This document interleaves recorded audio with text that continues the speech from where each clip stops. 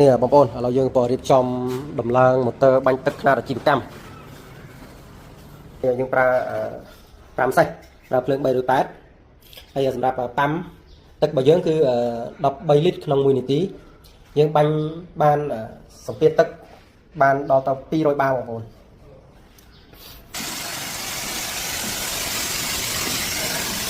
បាញ់យ៉ាងក្រោមផងចូលកន្លះយ៉ាន់ខាងក្រោមបាញ់យ៉ាងតប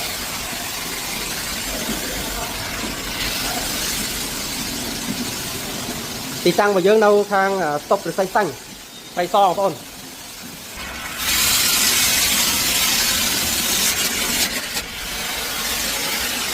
នេះគឺយើងបាញ់ហ្វូមជំរុះដីបងប្អូន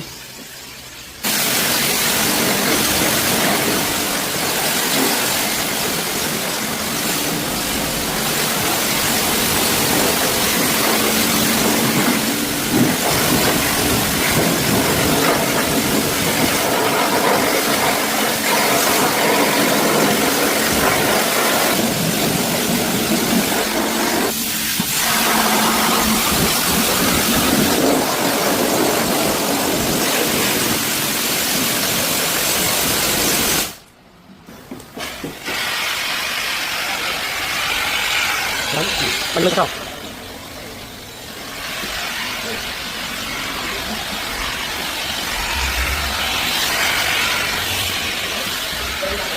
ដោះគាត់ដោះ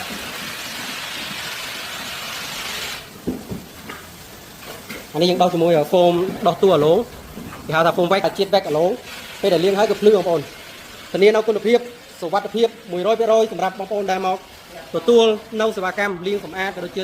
សេវាកម្មផ្សេងៗពាក់ព័ន្ធមួយការថែទាំឡានការបើកសម្ពោធដំបូងគឺយើងមានប្រូម៉ូសិន 50% សម្រាប់សេវាកម្មបងប្អូនទីតាំងនៅព្រៃសរស្តុបរិស័យសាញ់ខាងលិចស្តុបរិស័យសាញ់ប្រហែលជា400ម៉ែត្របងប្អូន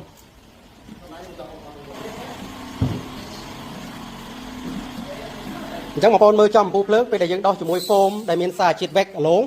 គឺភ្លឺចែងចាំងតែម្ដងបងប្អូននេះយើងកំពុងតែដោះលាងសម្អាត